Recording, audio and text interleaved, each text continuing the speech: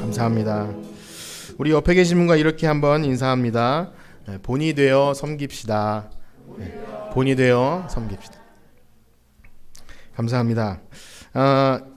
제가 이 말씀을 들으려고 기사를 찾아봤는데 한 20몇 년 전에 사회를 경악하게 했던 그런 사건이 있는데요. 뭐냐면 어떤 죄수들이 영등포에서 이제 공주로 이송되는 그 버스 있지 않습니까? 호송버스에서 탈주를 합니다. 그 도주하다가 이제 몇 명 안 남았는데 어떤 집에 들어가서 그 아줌마를 이렇게 인질로 삼아서 이렇게 뭐 하고 싶은 말이 있다고 생중계를 해달라고 했던 어르신들 기억하실 것 같은데, 그때 뭐 음악도 틀어달라 그러고 막 영화처럼 한 장면 있다가 그 죄수가 했던 말이 유전무죄, 무전유죄 뭐 그런 사건이 있었어요. 그리고 이제 인질도 죽이지 않고 설득했다 그래요. 내가 하고 싶은 말이 있으니까 좀 미안하니까 기다려 달라고. 어쨌든 뭐 영화 같은 이야기죠. 범죄자라는 사실은 틀림없기에 그의 말이 뭐 옳다거나 아니면 뭐 그걸로 그런 감상적인 말로 법을 무시할 수는 없겠죠. 그러나 많은 사람들이 이 현실을 부정할 수 없는 것 같습니다. 왜냐하면 정말 공평하게 시행되어야 할 그런 사법 체계가 없는 사람들에겐 너무나 너무 철저하게 이렇게 경범죄, 어떤 생계형 범죄자들에게 너무나 처절하게 이렇게 집행을 하면서 있는 사람 있지 않습니까? 있고 권력 있는 사람들에게는 너무나 또 이렇게 잘 안 되는 것. 그래서 이렇게 비유합니다. 거미줄에 파리 모기는 잘 걸리는데 새는 그냥 뚫고 지나가는 것. 뭐 그렇게 우리 그런 법에 대해서 그런 얘기를 하죠. 사실 오늘날은 그래도 과거보다 더 투명해진 것 같긴 합니다. 뭐 청와대 신문고도 있고 인터넷으로 뭐 어떤 자기의 억울함을 알릴 만한 그런 통로가 있기에 그래도 뭐 이렇게 억울함, 상대적 박탈감이 줄어들고 갔지만, 그래도 뉴스를 들어보면 엄청난 일이 많죠. 어떤 뭐 재판 거래 들어보셨나요? 있는 사람들끼리 정치적으로 또 이렇게 어떤 이유 때문에 대법관까지 이렇게 어떻게 해서 어쨌든 판결에 좌지우지 되는 그런 거를 들을 때 우리가 법 지키며 사는 게 의미가 있나, 이런 생각도 또 박탈감도 들게 합니다. 우리들이 자주 가는 곳은 아니지만 뭐 강남의 어떤 버닝썬이라고 하는 그런 곳에서 일어났던 마약이나 성범죄들, 유명 연예인들 뭐 재벌 2, 3세 거기에 공권력이 이렇게 같이 개입돼서 했던 것을 볼 때 더 그런 허무함을 느끼죠. 자, 우리들은 모두 죄인입니다. 그래서 이런 얘기를 할 때 비판하긴 쉽겠죠. 그러나 우리가 그 자리에 있다면, 우리가 권력이 있고 돈이 있고 친한 사람이 판사고 혹은 그런 게 있다면 충분히 그 혜택을 보려 하지 않겠습니까? 그래서 이런 질문을 한번 던져봅니다. 권력이 있는 사람들의 탈선, 법을 집행하는 사람들의 위법과 그렇지 않은 사람들의 그 탈선이나 위법이 같이 평가될 수 있을까요? 그러니까 동등하게 평가될 수 있을까요? 이 질문에는 우리가 좀 안심이 됩니다. 왜냐하면 우리는 별로 그렇게 권력이 없기 때문이죠. 그래서 비판하기 쉽죠. 그래서 질문을 한번 이렇게 바꿔볼게요. 먼저 믿은 사람들의 어떤 위법이나 위선, 그리고 그렇지 않은 사람들의, 아니면 믿지 않는 사람들과 관련해서 비교해보면 하나님 보시기에는 누구를 더 책망하실까요? 여기에는 우리가 좀 마음이 이렇게 고민이 될 것 같습니다. 먼저 믿고 하나님 말씀을 더 잘 지키고 위선적이지 않아야 될 사람들의 그런 잘못, 그 다음에 아예 하나님을 모르거나 신앙의 아주 초기이거나 그런 사람들의 잘못과 비교할 때 하나님 보시기에 똑같을까요? 그래서 오늘 그것들에 대해서 좀 살펴보기 원하는데요. 우리 예수님, 우리가 믿는 예수님 얼마나 선하십니까? 고아와 과부를 사랑해 주시고 어린아이 하나를 이렇게 가장 높은 자라고 해주시고, 특별히 이방인들을 절대 물리치지 않았죠. 사마리아 여인, 다른 사람들은 개처럼 취급했던 사마리아 여인, 그리고 가늠한 여인에게까지 절대 정죄하지 않으셨어요. 그런 예수님이 오늘 보면 이래도 될까 싶을 정도로 막 책망을 하세요. 막 비판을 하고 너네들은 저주를 받을 것이다. 뭐 독사의 새끼들아 막 이렇게 하시는데, 예수님이 왜 그렇게 화가 나셨을까? 예수님이 화났다는 것은 우리가 눈여겨봐야 합니다. 그 사랑이 많으시고 좋으신 예수님이 화가 나셨다. 그 이유는 뭐냐면 그 책망의 대상이 바로 죄인이거나 나는 스스로 낮은 사람입니다, 그래서 부끄럽습니다, 이런 사람이 아니라 종교 지도자들, 하나님 말씀을 되게 가까이 보고 다른 사람에게 하나님 말씀을 가르치는 그런 사람들이 어떤 위법, 위선, 불법을 했을 때 하나님이 예수님께서 그것을 강하게 질타하셨습니다. 그래서 오늘 지나고 있는 본문은요, 이제 우리가 예수님의 고난당하신 그런 고난주간, 부활 이렇게 다가오지 않습니까? 성경 본문도 지금 그 시기를 지나고 있는데 점점 예수님의 십자가 고난에 가까워지고 있어요. 그렇기 때문에 그 시간들의 그 의미는 더 클 겁니다. 예수님이 그때 무슨 일을 하셨는지는 전에 여러 가지 말씀도 가르쳐주고 뭐 병든 자도 고쳐주고 했지만 그것도 다 중요하지만 이제 한 일주일 남겨놓지 않고 예수님이 성전에 들어가서 하신 일. 그래서 오늘 그 말씀을 통해서 우리 먼저 믿은 우리가 혹시 우리가 예수님께 질책받을 일은 있지 않은지, 그래서 우리도 혹시 먼저 믿어서 그냥 아무렇지도 않게 생각했는데 그것이 어떤 사람들에게는 위선이고 어떤 사람에게는 가식적인 것은 아닌지 우리 자신을 살펴보면서 정말 주님의 기쁨이 되는 신실한 하나님 백성 되길 간절히 축복합니다. 이제 마태복음 오늘 23장인데요. 21장에 예수님께서 예루살렘에 입성을 하십니다. 그리고 줄곧 하신 일이 이 종교 지도자들과 막 논쟁을 벌이세요. 전에는 그냥 피해 가셨다고 볼 수 있어요. 그리고 피할 수도 있습니다.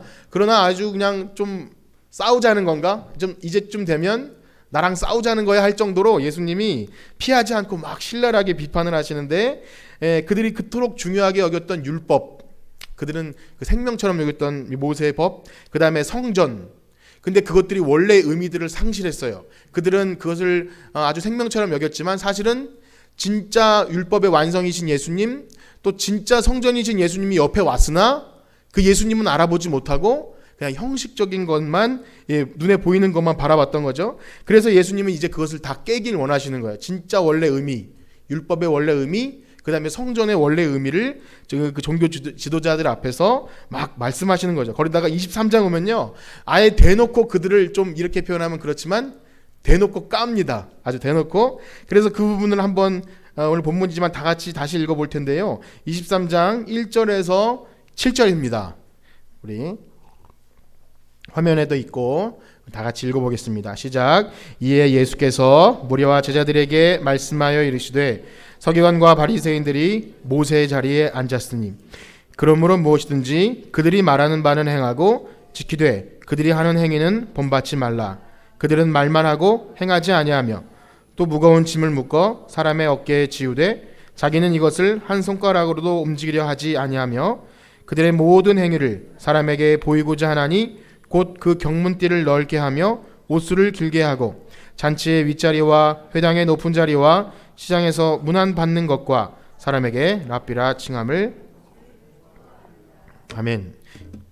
우리가 이 본문을 읽으면 예수님께 혼나는 이들이 이렇게 비판받는 이유에 대해서 부분적으로는 좀 알 것 같은데 또 이해가 안 되는 부분이 있습니다. 여기서 이 경문띠를 넓게 하고 또 옷수를 길게 하고 이따가 자료 화면을 보여드리겠지만 그냥 읽으면 잘 모르죠. 그 다음에 뭐 잔치에 윗자리에 앉고 문안받기를 칭찬받기를 좋아하는 것, 우리 중에 뭐 칭찬받기를 싫어하는 사람이 누가 있겠습니까? 이런 것으로 예수님이 그냥 화내셨을 것 같지는 않습니다. 그래서 그 배경을 잠깐 말씀드리면 신명기를 잠깐 볼 필요가 있는데요. 신명기 6장 4절에서 9절까지 보면 들으라 이스라엘아 이렇게 뭐 쉐마라고 해가지고 이스라엘 백성에게 하나님이 어릴 때부터 말씀을 어떻게 하는지를 가르친 그 부분이 있습니다. 한번 같이 읽어볼 텐데요.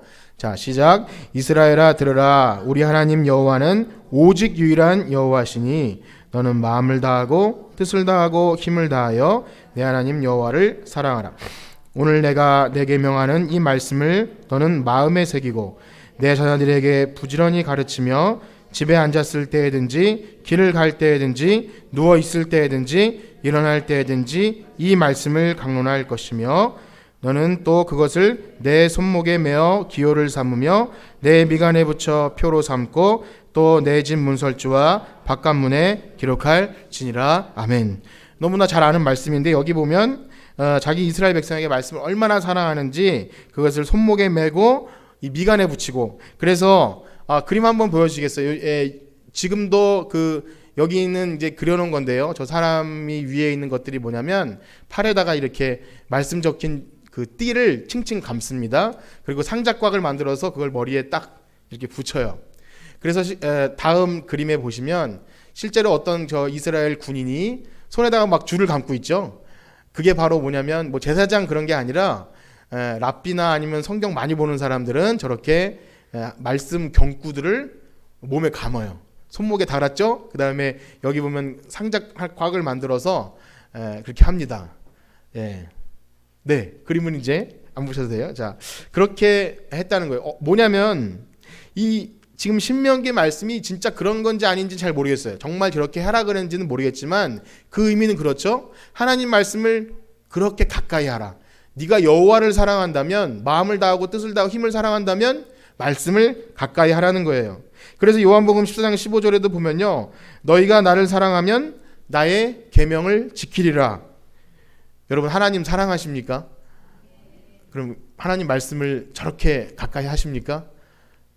아멘을 못하셔서 제가 괜히 물어본 것 같은데, 비판하라고 하는 것은 아니라 그렇게 생각되는 거예요. 하나님을 얼마나 사랑하냐는 하나님을 말씀을 얼마나 가까이 하느냐. 서로 비교할 수 있는 것은 아니지만 스스로 그렇게 평가가 될 거예요. 난 하나님 사랑해요. 예수님 사랑해요. 내 구주 예수님 더욱 사랑했는데 말씀은 가까이 있지 않으면 안 된다는 거죠. 그런 말씀이에요. 그렇게 봤을 때 저기 지금 이스라엘 그 예수님이 비판하는 그 대상들은요, 하나님 엄청 사랑했던 사람들이에요. 말씀을 칭칭 감고, 그 다음에 뭐 굉장히 여러 가지 이따 더 말씀드리겠지만 얼마나 율법을 준수하고 말씀대로 살려고 노력했던 사람들이에요. 그러니까 그들 중에는 다 그런 게 아니라 경건한 사람도 있고, 실제로 정말 그 뭐랄까 예수님을 몰라봤지만 실제로 하나님을 그만큼 사랑하고 경건한 사람들이 많았습니다. 그렇게 사실 예수님이 그들을 비판하시고 혼내셨다 그래서 덩달아서 우리도 그들을 비판할 수 있을까요, 없을까요? 사실은 우리는 되게 부족한 사람들입니다. 그들과 비교하면 후에 더 말씀드리겠지만 또 그 목적으로 쓰여진 본문이 아니에요. 저들은 우리도 같이 비판해야 돼. 우리보다 비교할 수 없을 만큼 하나님 말씀을 사랑했던 사람들이에요. 그래서 예수님이 3절에 보면 이렇게 말씀하시죠. 다시 마태복음 23장 3절에 보면요, 한번 읽어볼게요. 시작. 그러므로 무엇이든지 그들이 말하는 바는 행하고 지키되 그들이 하는 행위는 본받지 말라. 그들은 말만 하고 행하지 아니함. 앞부분에 보시면 그들이 말하는 바는 행하래요. 그러니까 그 말은 맞다는 거죠. 맞습니다. 예수님은 율법을 폐하러 오신 분도 아니죠. 율법을 완성하러 오신 분이기 때문에 율법 자체가 폐기된다고 하지 않으셨어요. 무엇이 문제냐면 말은 그렇게 옳게 하면서 그들의 행위가 아닌 거죠. 행위는 말만 하고 행하지 않는 그 행위는 하지 말라는 겁니다. 그렇기 때문에 그 행위를 이렇게 표현합니다. 4절과 5절을 다시 읽어보시겠는데요. 4절과 5절 시작. 또 무거운 짐을 묶어 사람의 어깨에 지우되 자기는 이것을 한 손가락으로도 움직이려 하지 아니하며 그들의 모든 행위를 사람에게 보이고자 하나니, 문띠를 넓게 하며, 그래서 이렇게 했다는 거예요. 그들의 행위는 자기 백성에게 율법을 주신 그 하나님의 본래 의도는 망각한 채로 어찌 보면 껍데기만, 가면을 쓰고 껍데기만 붙잡고 있었다는 거죠. 사람들에게 그냥 그 행위가 보여지기만 하면 저분은 대단해, 저분은 저런 사람이야, 그 또 소리를 듣기를 좋아했던 거죠.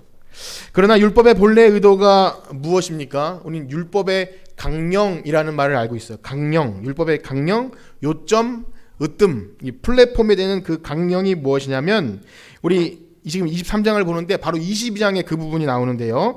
마태복음 22장 36절에서 40절까지 한번 같이 읽어보도록 하겠습니다. 마태복음 22장 36절부터 시작.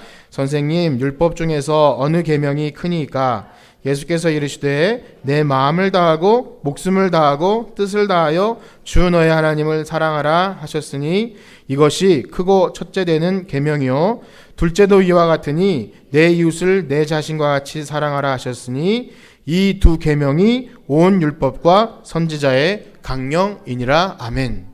우리는 이 말씀을 되게 쉽게 받아들이죠. 하나님 사랑, 이웃 사랑. 그런데 그들이 이웃 사랑을 몰랐다는 게 아니라 하나님 사랑과 이웃 사랑을 거의 동등하게 놓은 겁니다. 하나님 사랑과 이웃 사랑을 이렇게 했다는 것은 지금도 사실, 여러분, 하나님 사랑이 더 중요합니까? 이웃 사랑이 더 중요합니까?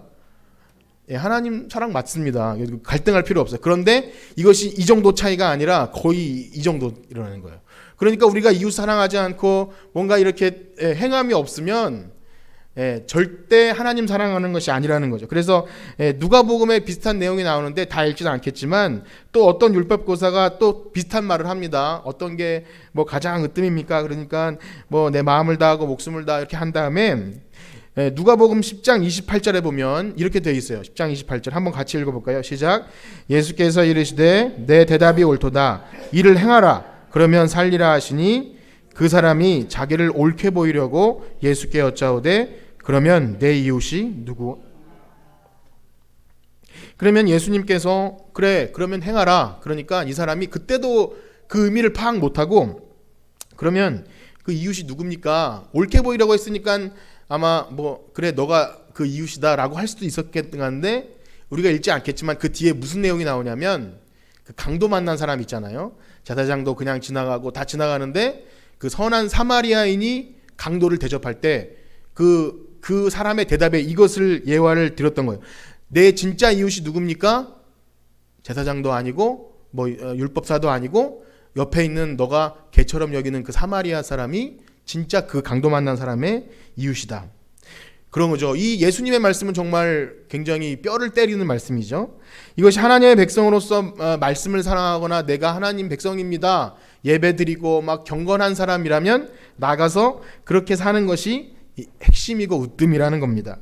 이것이 말씀드린 대로 당대에는 아주 혁명적인 말이에요. 어찌 그렇게 하나님 사랑과 비교할 수 있어. 그런데 처음부터 하나님은 또 예수님은 율법의 그 두 중심을 하나님 사랑과 이웃 사랑이라고 처음부터 그랬어요. 하나님을 믿는다고 하면서도 말씀을 가르치는 사람들이 여기 보면 자신은 손가락 하나도 굉장히 표현이 그렇죠. 손가락 하나도 까딱하지 않고 이 율법의 형식만 강조해서 다른 사람에게 이것을 어렵게 하는데요. 십계명 말씀 외에도요. 유대인들은요. 뭐 탈무드라는 건 들어보셨죠? 탈무드 혹은 뭐 미드라시 그래가지고 굉장히 많은 규칙을 만들어서 안식일에는 몇 걸음 이상 걷지 않고 그 다음에는 일주일에 3번 이상 금식하고 그 다음에 자기 밭에서 텃밭에 나오는 뭐 근처 회양과 그거까지도 11조를 난 드립니다 라고 이렇게 광고를 하고 거기다가 뭐 아무튼 신앙생활 잘 하려고 했던 거예요. 하나님 말씀을 잘 지키기 위한 룰을 만들었는데 중요한 건 뭐냐면 이런 과도한 형식들이 하나님 사랑과 이웃 사랑은 온데간데 없고 나는 이런 걸 잘 지켜요 하면서 자기 의를 드러나게 되었다는 거죠. 율법의 본래 의미. 그러다 보니 당연히 그 율법의 완성이신 예수님이 옆에 딱 오셨는데도 그분을 알아보지 못하고 그냥 그 형식만 지키면 된다고 했던 것입니다. 그래서 이후에는 이 13절 이후에는요 7가지 화를 이렇게 얘기하시는데 23장 13절 한 절만 읽어보겠습니다. 23장 13절 시작. 화 있을진저 외식하는 서기관과 바리새인들이여 너희는 천국문을 다른 사람들 앞에서 닫고 너희도 들어가지 않고 들어가려 하는 자도 들어가지 못하게. 여기서부터 7가지 화가 선포되는데 우리가 팔복을 잘 아시죠? 팔복. 여기 보면 뭐 심령이 가난한 자는 복이 있나니 번역이 그렇게 되어 있지만 그게 그렇대요. 복이 있도다 심령이 가난한 그렇게 그 반복되는 구절이에요. 복이 있도다 복이 있도다. 근데 여기서는 그것과 대비되어서 화가 있도다 외식하는 서기관과 이렇게 팔복과 7가지 화가 대비되는데 사실 이것이 거룩하게 문자로 기록되었기 때문에 화 있을진저 외식하는 서기관과 바리새인들이여 그렇지만 사실은 이거예요. 화가 있도다 이 위선자들아 이렇게 원문으로 번역하면 위선자들아 이렇게 되는 거예요. 예수님 그 선하신 예수님이 막 지금 저주를 퍼붓고 있는 그런 장면입니다. 그리고 외식이라는 이 단어 자체가 헬라어에 보면 그 히포크리테스라고 그냥 가면이라는 뜻이에요. 어떤 나쁜 의미가 들어있지 않고 연극하는 사람들이 쓰는 가면인데 지금 너희들은 가면을 쓰고 있다. 그것이 이제 오늘날에는 위선자가 이렇게 번역이 된 겁니다. 그렇기 때문에 지금 예수님은 굉장히 혹독하게 그들의 그런 가면씀을 비판하는데 끝까지 읽지는 않았지만 얼마나 신랄하고 직설적이고 독사의 새끼들아 막 그러는지 우리가 믿는 그 예수님이 맞나 할 정도로 좀 마음을 어렵게 합니다. 자, 그런데요 우리가 이러한 본문을 대할 때 어려움을 느낍니다. 어떤 어려움이냐면 먼저는요 우리 시각에선 잘 이해가 되어지지 않아요. 왜냐하면 그 2000년대 당시 살았던 그 유대인들 지금은 다 흩어졌다가 다시 모여 살긴 하지만 아직도 예수님을 인정하지 않고 아직도 메시아를 기다리는 그들 그 다음에 예수님을 죽인 그들을 지금 비판하는 것인가 그렇게 생각할 수 있는데 만약에 그때만 한정된 말씀이라면 그것도 좀 이상하죠. 또 혹은요, 이 사람들이 권력자이고 지도자들이고 율법 교사들이었으므로 아까 제가 처음에 얘기한 대로 어떤 권력자들의 탈선, 그다음에 오늘날 종교 지도자들의 어떤 위법, 그런 좀 위선적인 모습, 그것을 비판하는 것인가 이렇게 많이 사용되기도 합니다. 그런데 여러분, 예수님이 비판하셨기 때문에 우리 이 말씀을 보고 나도 비판해야지 라고 마음 먹을 수도 있지만, 여러분, 그것은 그렇게 쉽게 생각될 일이 아니죠. 여러분, 우리가 예수님이 하셨기 때문에 하신다고 할 때 예수님이 비판하시니까 우리도 할 수 있다 생각하지만, 여러분, 예수님이 하라고 하신 거 다 하시지 않진 않습니까? 그렇죠? 그런데 만약에 어떤 약간 이렇게 술 좋아하는 사람, 예수님도 포도주 마셨다고? 그러니까 우리도 해야 된다. 이렇게 그런 부분만 하는 경우가 있어. 예수님이 굉장히 많이 하라고 한 것은 안 해도 내 입맛에 맞는 거, 비판할 마음이 생길 때 예수님도 이렇게 비판했는데 우리도 못할, 그것이 아니라는 거예요. 일단 우리는요, 예수님의 가르침을 생각해 볼 필요가 있죠. 예수님은 비판에 대해 무엇라고 말씀하십니까? 하라고 하나요? 하지 말라고 하나요? 비판하지 말라. 비판하지 말라. 정죄하지 말고, 형제가 잘못한 일이 있으면, 전에 기억나십니까? 어떤 형제가 잘못하면 처음에 혼자 가서 얘기하고 복잡한 절차를 만들어줬어요. 그 다음에 둘이 가서 하고. 그 말은 목적은 뭐냐면 그 영혼을 구하기 위한 거예요. 그러니까 우리가 할 일은 비판하거나 정죄해서 누군가를 이렇게 영혼을 잃는 것이 아니죠. 그렇기 때문에 만약에 이 비판을 한다면 그것은 뭐냐면 오직 재판장이신 하나님을 부인하는 거예요. 우리가 잘라버리고 우리가 정죄하고 우리가 막 칼로 재단하는 것은 최종 재판장이신 하나님을 부인하고 심판을 내가 하려고 하는 어떤 그런 겸손하지 못한 태도이죠. 우리는 주어진 명령만 따라하면 됩니다. 우리에게 명령하신 것이 무엇이죠? 예수님 그렇게 말씀하십니다. 새 계명을 너희에게 주노니 서로 사랑하라. 이것이 명령이에요. 우리에게 주신 명령은 사랑하라는 것이지 비판하거나 정죄하라고 하는 것이 아닙니다. 그래서 만약에 우리가 그렇게 한다면, 비판하거나 정죄한다면 여기 나오는 사람처럼 맹인 지도자죠. 자기도 들어가지 못하면서 남들도 들어가지 못하게 가로막고 막 옳은 말 같고 바른 말 같지만 막 재단하는 천하의 그 민폐 캐릭터, 자기도 못 들어가고 남들도 못 들어가는, 가끔씩 민폐 있지 않습니까? 어떤 운전하다 보면 자기도 못 가고 남들도 못 가게 하는 그런 민폐.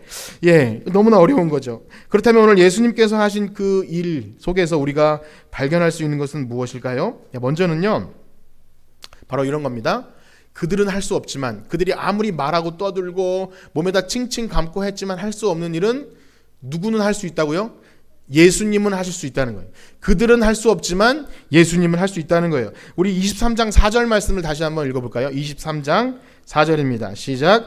또 무거운 짐을 묶어 사람의 어깨에 지우되 자기는 이것을 한 손가락으로도 움직이려 하지 아니하며.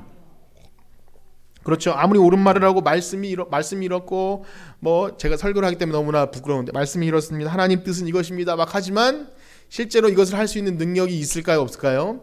없어요. 사람에게는 없어요. 그 누구도 사람에게서는 선한 것이 나오지 않습니다. 아무리 말을 멋지게 해도. 그래서 그 부분에 대해서 예수님은 이렇게 말씀하시죠. 우리 마태복음 11장 28절 30절까지 한번 읽어보겠습니다. 시작. 수고하고 무거운 짐짐자들아 다 내게로 오라. 내가 너희를 쉬게 하리라. 나는 마음이 온유하고 겸손하니 나의 먹이를 메고 내게 배우라. 그리하면 너희 마음이 쉼을 얻으리니 이는 내 멍에는 쉽고 내 짐은 가벼움이니라. 아멘. 그렇습니다. 진정 우리의 무거운 죄짐, 우리를 쉬게 하는 그 안식을 주신 분은 예수님 한 분뿐인 줄 믿습니다. 그 어떤 사람도, 어떤 훌륭한 사람도, 어떤 청산유처럼 말을 하는 사람도 우리에게 쉼을 주지 못하죠. 우리의 무거운 짐을 들어줄 수 없어요. 그래서 예수님은 지금 손가락 하나가 아니라, 그들은 손가락 하나도 까딱하지 않는다 그랬는데 예수님은 온 몸을 들여서 물과 피를 다 흘려서 우리의 죄짐을 덜어주신 줄 믿습니다. 그렇기에 이 십자가 고난을 앞두고 서두에 말씀드렸죠. 예수님이 이제 거의 십자가로 가까이 가는 이 시점에 그들을 비판하면서 뭔가 말씀하시고자 했던 거죠. 진정한 사랑은 말 율법이 아닌 사랑으로 완성된다. 또 이것은 십자가를 짐으로써 된다. 여러분, 그런 십자가의 도를 예수님이 보여주셨는 줄 믿습니다. 그러니까 이것을 보면서 예수님 비판하셨으니까 예수님만 비판할 수 있네, 그냥 그 정도가 아니라 그들을 그냥 막 저주하거나 그것이 최종 목적이 아니라 내가 해줄게 그거죠. 그래서 정말 대신 죽어주시는 십자가, 그것만이 우리의 짐을 덜어줄 줄 믿습니다. 그래서 여기 예수님이 비판하시는 사람들은요, 우리도 같이 미워하거나 뭐 이렇게 막 그렇게 할 대상이 아니에요. 사실 우리가 더했으면 더했지 이 사람들을 위선적이다 할 만한 자격이 없죠. 사실 그들의 열심히 방향이 잘못됐어요.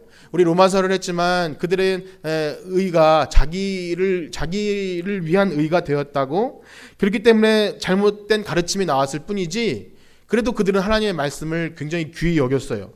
그래서 우리가 로마서 9장 11장을 이렇게 공부했는데 보면 그 유대인들이 적절히 쓰임 받고 원가지가 되어주고, 그 다음에 우리 이방인들이 접붙임을 되고, 그들이 어떻게 될지는 잘 모르겠지만 하나님의 그 구원 역사 속에서 유대인들의 역할은요 굉장했던 거예요. 그래서 거기 보면 막 깊도다 하나님의 그 묘한 지혜여 이렇게 나오면서 하나님을 찬양하는데, 어떻게 그 원가지들을 잘라지게 하고 우리가 접붙임 당했는지를 우리는 우리 측면에서 막 감사해야 될 뿐이지 그들을 욕하거나 할 자격이 없다는 거죠. 그러니까 우리가 잘해서 벽에 접붙임 당한 게 아니라, 우리는 막 위선적이지 않고 막 말만 하지 않고 행함을 잘해서가 아니라 우리도 은혜로 부름받았다는 것을 여러분 잊지 않기를 축복합니다. 자, 그렇다면 우리는 이 말씀을 보고 우리의 삶에 어떤 교훈을 얻을 수 있을까요? 사실 이것이 가장 중요하죠. 막 그들이 그랬고 뭐 경문을 붙였고 그 다음에 예수님만이 할 수 있다는 것을 알겠는데, 그렇다면 이것을 가지고 어떤 교훈을 우리가 얻는 것, 사실 그것이 가장 핵심입니다. 우리에게 어떤 교훈을 주시는가. 최근에 이런 그 뉴스를 제가 못 보는데 이렇게 좀 몇 가지 중요한 것들은 뜨지 않습니까? 거기서 이 손석희 씨가 앵커 브리핑이라는 걸 합니다. 자신의 어떤 그런 것들을 하는데, 그 고 노회찬 씨를 추모하면서 이런 말을 합니다. 자신이 대학에서 강의할 때 그분을 초청하면서 학생들에게 이렇게 얘기를 했대요. 이분은 앞과 뒤가 같다. 그리고 뭐 처음과 끝이 아주 바른 사람이다. 이렇게 소개를 했다고 합니다. 그랬기 때문에 아마 그 손석희 씨가 그분을 추모하면서 그 자신의 그런 삶에 그런 오점이 있는 걸 견딜 수가 없어서 뭐 이렇게 삶을 이어갈 수 없었을 정도로 고민했다. 물론 사람이 죽은 후에 조금 미화되는 경향이 있죠. 그렇기 때문에 그것이 사실인지는 우린 잘 몰라요. 그렇지만 중요한 것은 어떤 사람이 죽음 후에 그렇게 평가될 수 있다면 잘 살았다고 생각이 돼요. 그 사람은 겉과 속이 같아. 말하고 뒤에 가서 딴짓하지 않아. 여러분, 우리가 그런 평가를 받는다면 진짜 그리스도인이겠죠. 되게 부러운 거예요. 그렇게 되는 것은 뭐냐면 그만큼 정치인이나 뭐 목사님은 할 거 없이 앞뒤가 다르고 얼마나 우리에게 실망을 주는지를 보여주는 그런 대목이라고 생각이 됩니다. 그래서 그렇게 비교적 깨끗한 길을 건 사람이 있다면 사람들은 추모하고 막 그 사람에게 열광을 하죠. 여러분, 우리의 모습은 어떻습니까? 오늘 마태복음 23장 가지고 뭐 에스더 여전도에 루디아 여전도에 이렇게 몇 번 하면서 제가 좀 적용을 이끌어내기에 적용을 한번 짜내 보시라고 노력했지만 잘 나오지 않았어요.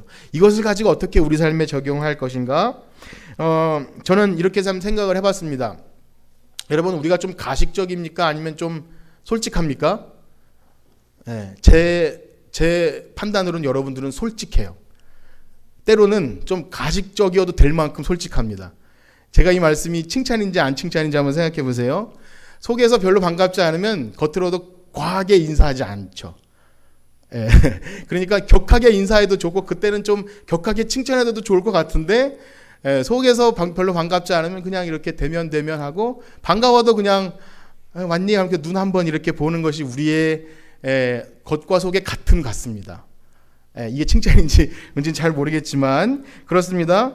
우리 속에서는 사실 선한 것이 나올 수 없고, 뭐랄까요? 막 과하게 해도 사실은 속엔 다른 것이 충분히 있을 수 있습니다. 그래서 이렇게 한번 말씀드려요. 우리가 겉과 속이 같으니까, 그럼 우리는 속도 친절하지 않으니까 겉도 친절하지 않아 라고 말하면 겉과 속이 같으라는 그 말씀의 목적일까요? 그걸 넌센스라 그러죠. 넌센스. 괜히 이상한 말이라 그러죠. 예수님이 하신 목적은 우리의 속사람이 깨끗하지 않다면 그냥 겉도 깨끗하지 말라는 것이 아니라, 겉으로 가식적으로 행동하는 것이 맞는 것이라면 속도 깨끗하기 위해서 애쓰라는 거죠. 그게 얼마나 중요한 건지 몰라요. 만약에 우리가 아까 방금 말한 것처럼 나는 속도 그러니까 그냥 겉도 그럴래요 라고 말하면 대책이 없는 것입니다. 만약 그렇다면 아까 바리새인 서기관 예수님이 이렇게 비판한 사람과 비교하면 형편없는 사람이 될 것입니다. 그렇기에 우리는 우리의 겉과 속이 다른 것에 대해 괴로워해야 돼요. 첫 번째는 겉과 속이 다른 것을 괴로워해야 되지만 두 번째는 속이나 겉이나 사랑의 긍휼과 자비가 없는 것. 난 겉도 그렇고 속도 그렇고 별로야 라고 말하는 것은 더 처참하게 여기셔야 돼요. 나는 이렇게 사랑이 없을까라는 것을 난 원래 그래 라고 그냥 무던하게 받아들이면 안 된다는 거예요. 왜냐하면 여러분 우린 연습이 필요합니다. 우리에게 스스로 굉장히 사랑하는 마음, 칭찬하는 마음, 배려하는 마음이 막 우러나올 거라고 생각하는 것은 많은 착각이죠. 연습과 훈련이 필요한데 사랑의 연습, 긍휼의 연습, 공감하고 위로하는 연습이 되지 않으면 잘 안 되더라고요. 그래서 우리가 그런 핑계를 댑니다. 저 사람은 속정이 깊어. 그런 얘기 많이 듣죠. 겉은 무뚝뚝한데 속은 아닐 거야. 그건 핑계죠. 그냥 그런 핑계는 그냥 개나 줘야 됩니다. 사실은 그렇지 못한 감정이 안 되는 것은 커다란 감정의 장애가 있는 거라고 그렇게 생각이 됩니다. 그런데 때때로 제가 이제 어떤 분을 봤는데 굉장히 근엄하고 막 장로님 그런 분인데 엄격하고 그런 분이 또 자기의 손주나 이렇게 보면 굉장히 애기처럼 막 이렇게 깨방정을 떠는 그런 모습을 보죠. 그렇기 때문에 우리의 속사람은 사실은 우리가 생각할 정도로 그렇게 엄격하지 않은 거예요. 그래서 생각하게 됩니다. 만약 우리 공동체에서 내 자신이 누굴 보고 막 다 친할 수는 없겠지만 반가운 마음이나 손잡고 싶은 마음이나 이런 마음이 들지 않으면 나는 왜 이러지? 첫 번째는 그런 생각이 들어야 돼요. 그것에 대해서 기도도 해야 되고 고뇌도 해야 됩니다. 난 원래 그렇고 그냥 내버려 두세요라고 하는 것은 내 마음에 정말 그리스도께서 계신지에 대해서 진지하게 고민을 하셔야 되죠. 하나님을 사랑하면 분명히 형제를 사랑하게 된대요. 그냥 어디 딴소리가 아니라 우리가 믿는 예수님이 하나님을 사랑하면 형제를 사랑하게 합니다. 만약에 그렇지 않으면 난 그냥 가식적일래요. 그러면 굉장히 또 아까 말씀드린 대로 그 비판하는 사람보다 훨씬 못한 사람이에요. 그래서 여러분 사랑한다면 손가락을 움직이시길 축복합니다. 여러분 옆에 있는 분에게 한번 축복하고 손가락을 움직입시다. 예. 손가락으로 하트를 그리신 분도 있는데 어쨌든 뭐 그런 거라도 이 말씀을 드리고 마칠 텐데요. 제가 신학을 공부할 때 어떤 한 어르신이 계셨어요. 어른입니다. 교수님이 아니라 같이 신학을 공부한 동기인데요. 머리가 허여신 분이 서울에서 꽤 큰 교회 장로님으로 이제 시무를 마치시고 공직을 하시던 분이 신학을 하시기 오셨어요. 왜냐하면 섬선교가 꿈이셨는데 목사가 되어야 되잖아요. 그래서 오셨어요. 그래서 함께 3년 동안 공부를 했는데 그래서 통영에 가서 통영의 사량도라고 하는 곳에서 7년 동안 이렇게 봉사를 하시고 이제 또 서울로 와 계시는데 얼마나 존경받으시는지 몰라요. 막 젠틀하시고요. 자녀들에게 굉장히 잘해요. 최근에 저와 이제 식사할 일이 생겨서 같이 대화를 하는데 이런 말씀을 하시더라고요. 그 부인 되는 분이 원래 권사님이셨는데 이제 사모님이 되지 않았습니까? 그런데 이제 자녀들도 다 집에 없고 둘만 있는데 집에 들어가면 당연히 요구하는 게 뭐죠? 밥. 왜 밥이 없어? 밥. 이것이 되게 당연한 뭐 그 어르신 세대에 당연한 거겠죠. 그런데 어느 순간 그것이 굉장히 불편하게 한다는 것을 깨닫게 됐대요. 사실 믿는 사람이라면 누군가를 불편하게 한다면 금방 깨달아야 되죠. 이것이 안 되면 참 이상한 거죠. 그래서 어느 날부터 당연히 요구했던 그 밥에 대해서 차려주면 먹고 차려주지 않으면 내가 알아서 먹고 그 부분에서 절대 귀찮게 하지 않을 때 훨씬 더 가정이 그 노년에 거의 인생의 말년에 있는 분이 그런 말을 하실 때 굉장히 깜짝 놀랐어요. 저는 나이가 굉장히 오래되면 변하지 않을 것이라는 그런 스스로 결론을 내렸던 그런 사람인데 그래서 부끄럽지만 이런 말씀을 드려봅니다. 아내를 사랑한다고 하면서 또 자식을 사랑한다고 하면서 옳은 말을 많이 하잖아요. 저도 굉장히 권위적이고 설교를 하는 사람이기 때문에 하나님 뜻이 이렇고 막 그렇습니다 라고 했는데 만약에 행함이 없다면 굉장히 권위적이 되고 아무 가치가 없게 되겠죠. 사실은 저도 굉장히 자기 중심적인 사람이고 가부장적이 될 수 있는 그런 사람인데요. 저는 집에서 손가락 까딱을 할까요 안 할까요? 합니다. 전 많이 해요. 그러면서 하는 이유가 전에는요. 왜 했냐? 문제를 만들지 않기 위해서였어요. 왜냐하면 집에서 이제 저는 주로 이렇게 하는데 아이들을 가르치고 들어온 사모님이 만약에 정리가 안 돼 있거나 뭐 설거지가 안 돼. 그러면 막 얼굴이 짜증이 나잖아요. 짜증이 나고 막 그렇게 됐을 때 내가 저 모습 보기 싫어서 내가 해야지. 그래서 이런 마음으로 하지 않습니까? 손가락 까딱을 많이 하면 문제가 안 생기니까 합니다. 그런데 그거 얼마나 밀어나는 건지 몰라요. 어느 날 저는 그런 장로님이나 이런 말씀을 듣고 손가락 까딱을 더 해야겠다는 생각을 가지고 조금 더 신경을 써서 했을 때 얼굴에 웃음꽃이 펴요. 이거 해놨네? 그러면서 그 원래 이뻤던 얼굴이 더 이뻐지는 거죠. 네, 더 아름다워지고. 그랬을 때 하나 비밀을 깨닫는 거죠. 네, 전에는 내가 안 하면 하겠지 뭐 이렇게 될 때 이거 나한테 왜 이래? 이것이 아니라 사랑하는 사람의 웃는 모습을 보기 위해서라도 움직일 때 더 이렇게 되는 것. 저는 완벽하다는 말씀이 아니라 이제 그 마이너스에서 한 0 정도 되고 있다는 그런 생각이 됩니다. 그래서 우리 교회가 예수님의 사랑으로 묶여진 공동체 아니겠습니까? 사랑으로 묶여지고 하나 된 성도들인데 우리가 완전히 겉과 속이 같아질 거라고는 생각하지 않아요. 예수님이 다시 오시는 그날까지 그것을 기대하지는 않습니다. 그러나 그것을 그냥 방치하거나 무감각하게 여긴다면 안 되겠죠. 그래서 우리의 소원이, 우리의 기도 제목이 예수님, 제가 겉과 속이 다릅니다. 제가 기쁘게 인사를 했지만 속은 썩어 있습니다. 그러면 내 속사람을 고쳐주세요. 이따가 부르겠지만 신실하고 진실한 사람 되게 해주세요. 만약에 그렇다면 슬퍼해야 되죠. 나는 왜 이렇게 위선적이지? 그러면서 슬퍼하고 참담해하면서 여러분 그것을 고쳐나갈 때 우리를 통해서 그 사랑이 흘러나갈 줄 믿습니다. 우린 연약하지만 우리가 그 손가락 하나 까딱을 두 손가락, 세 손가락 하다가 좀 이렇게 움직일 때 예수님께서 우리에게 말씀하신 그 사랑이 율법이 아니라 사랑의 완성, 그것을 통해서 사랑의 법을 실천할 수 있는 우리 모두가 되길 간절히 축복합니다. 우리 찬양 드리고 마실 텐데요. 신실하게